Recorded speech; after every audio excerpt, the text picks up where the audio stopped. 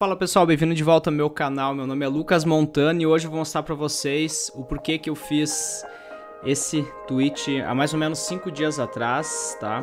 Eu postei o seguinte: hoje é meu último dia na SpeakApp, que é a empresa onde eu trabalhava, depois de 2,16 anos trabalhando com várias pessoas incríveis. Então no vídeo de hoje eu vou estar endereçando algumas perguntas de vocês para esse meu tweet e explicar um pouco o que estava por trás dessa decisão de mudar de emprego no final de 2020. Então eu vou falar um pouco sobre por que eu decidi trocar de emprego no final de 2020, mas antes de falar disso, eu acho que seria legal eu contar um pouco como que eu me preparei para fazer essa troca. Então o primeiro passo foi começar a me preparar para as entrevistas que eu viria a fazer. E como eu já passei por esse processo de ter que passar numa oportunidade, numa grande empresa ou numa empresa aqui no exterior, eu já sei mais ou menos como que o processo de contratação funciona e eu sei que é tudo questão de números, né? Eu não posso simplesmente aplicar para uma oportunidade. Se eu quero me realocar, eu teria que aplicar para múltiplas. E também reservar um tempo no teu dia a dia para fazer essas entrevistas e se preparar, estudar para elas. Eu comecei refletindo sobre as coisas que eu tinha conquistado na empresa atual. Então, o primeiro passo, digamos assim, para esse preparo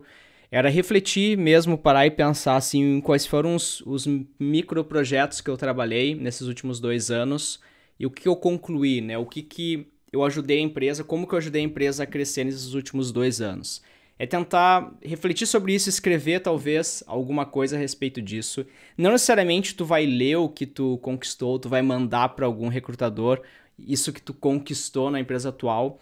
Mas o fato de refletir e ter isso fresco na tua memória, muitas vezes a gente esquece das coisas que a gente faz. Principalmente, a gente esquece dos acertos que a gente faz. A gente lembra muito mais dos erros. Então é muito bom refletir um pouco sobre essas conquistas para ter na ponta da língua no dia da entrevista, tá? Então, primeira coisa, refletir sobre isso. A segunda foi ler os feedbacks dos meus colegas atuais. Felizmente, a empresa onde eu trabalhava, que foi a empresa que nos trouxe para cá, para a Holanda, né? Foi, digamos assim, o nosso sponsor do visto. Ela tem uma cultura muito rica, uma cultura muito forte de feedback, tá? Então, ter feedback dos meus colegas não foi um problema, porque a gente já estava acostumado a fazer feedbacks, rodadas de feedbacks, no mínimo a cada 6 meses. Então, o que eu fiz foi refletir sobre minhas conquistas e olhar os feedbacks dos meus colegas para saber quais são os meus pontos fracos. Porque eu sei que na hora da entrevista alguém vai perguntar: ok, como é que tu lidou em uma situação de conflito no teu emprego passado? Ou me diz uma coisa que tu acha que tu deva melhorar. E se tu não tiver feedback de alguém, algum terceiro, se tu mesmo tiver que pensar qual que é, digamos assim, o ponto que tu tem que melhorar, tu vai acabar falando bobagem, tá ligado? Tu vai acabar ou falando mais do que devia, porque tu vai estar te analisando com a tua visão, não necessariamente como de fato é, analisado por uma terceira pessoa, ou tu vai falar algum clichê. Então não esqueçam de se preparar para tanto explicar conquistas que vocês tiveram, quanto também explicar pontos de melhorias. E os pontos de melhorias, então, é muito melhor tu ter, de fato, um feedback de alguém que trabalhou contigo do que tu ficar te autoanalisando. Depois, treinar estruturas de dados e algoritmos. Eu sei, esse é um tópico que poucos de vocês gostam de estudar. E eu não sei se vocês se lembram, mas há mais ou menos um mês atrás, 40 dias atrás, eu estava fazendo bastante live. Eu fazia live basicamente quase que 3, 4 vezes por semana, ao 12:30 no Brasil, que era 5:30 da tarde aqui na Holanda. Então era no fim do expediente aqui. E eu fazia live, e nessas lives eu comecei a trazer o assunto algoritmos. Eu até gravei alguns vídeos aqui pro canal, tanto para a turma de membros, quanto que publicamente, eu resolvendo algoritmos e aprendendo sobre alguma estrutura de dados. Por trás daquela geração de conteúdo, na verdade, eu estava também estudando algoritmos e estrutura de dados. Meu cabelo tá com um arrepiado aqui, é a impressão minha. Enfim, eu estava estudando estrutura de dados e algoritmos, e isso ficou bem claro. Então eu estudei durante, no mínimo, um mês ali, quase que todos os dias, treinando questões de estrutura de dados e algoritmos. Nesta questão, meu preparo foi basicamente o mesmo que eu fiz quando eu vim para cá, para a Europa a primeira vez, e consegui uma oportunidade de trabalho aqui. Então, o mesmo preparo que eu tive para vir a primeira vez, eu tive que ter agora quando eu tentei trocar de emprego, porque eu sabia que as empresas não iam perguntar menos só porque eu já estou aqui no exterior. O fato de eu já morar aqui na Europa, trocar de emprego aqui facilita um pouco porque a empresa não precisa reaplicar, digamos assim, pro meu visto.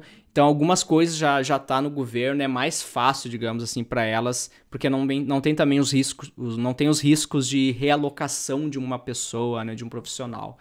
Mas o processo em si não fica mais fácil. Então eu sabia já como que era o processo e eu me preparei da mesma forma. Se vocês quiserem saber um pouco mais sobre como que foi meu preparo para vir para cá pela primeira vez, tem uma playlist aqui no canal e eu vou colocar o link aqui na descrição da playlist. Assiste lá a playlist, lá eu dou várias dicas tanto de currículo quanto de como buscar uma oportunidade e aplicar para elas. Então depois que eu tomei a decisão de trocar de emprego, comecei a me preparar, veio a parte de selecionar e procurar boas oportunidades. Então, quais foram os critérios que eu peguei, tá? Um aumento salarial significativo, um produto que eu tivesse vontade de trabalhar, um projeto sem débito técnico de tecnologia e arquitetura.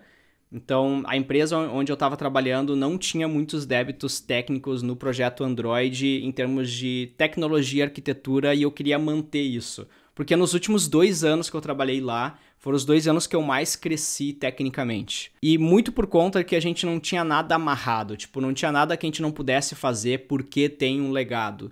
O legado que tinha lá eu ajudei a remover ou começar a remoção há 2 anos atrás. Então, hoje, depois de 2 anos, o projeto estava, tipo assim, nos possibilitando inovar e aprender coisas novas na plataforma Android. Então, esse era um outro critério que eu queria trazer para essa nova oportunidade. E eu sei que todo projeto tem débito técnico, mas aqui eu me refiro a débito de tecnologia ou arquitetura.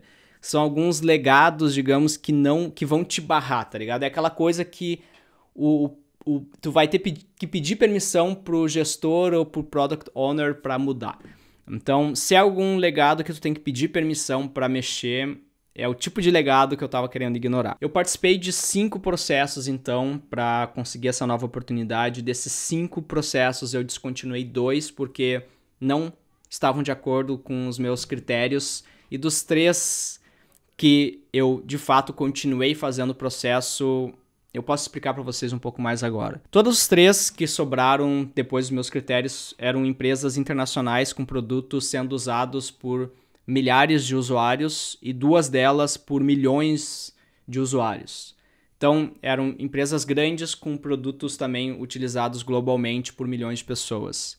E isso já era um fator motivador para mim. É uma das poucas coisas que eu ainda não fiz na minha carreira, trabalhar para uma empresa grande que tem um produto para o consumidor final que atinge milhões de pessoas. Eu já trabalhei para empresa grande como a HP, eu trabalhei lá em 2013, 2014 como arquiteto de soluções móveis, mas a HP em Porto Alegre fazia serviço, ela não tinha um produto próprio que atingia milhões de pessoas, ela prestava serviço para uma empresa, ou para várias empresas, né? Então isso era uma coisa que eu também achei que faltava no meu currículo e essas 3 empresas se encaixavam nisso que eu achei que faltava ainda na minha história de carreira. Então, das 5 empresas, eu participei de 3 processos, as outras 2 não se encaixaram no meu critério.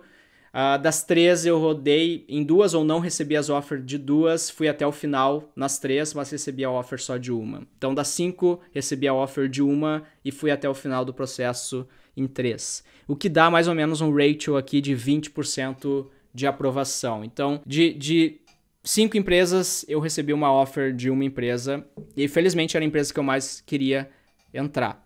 Então fica também a dica para vocês, eu já falei aqui antes, processo de seleção é tudo questão de números, tá? Não adianta tu aplicar para uma empresa, 2, 3 e rodar e vir aqui comentar, eu não consigo achar emprego. Não, tu tem que aplicar no mínimo para 5, pelo menos no momento que tu está participando de múltiplos processos ao mesmo tempo, tu perde um pouco do medo de rodar em algum desses processos e tu consegue, com dedicação e sem medo, se desempenhar melhor nas entrevistas.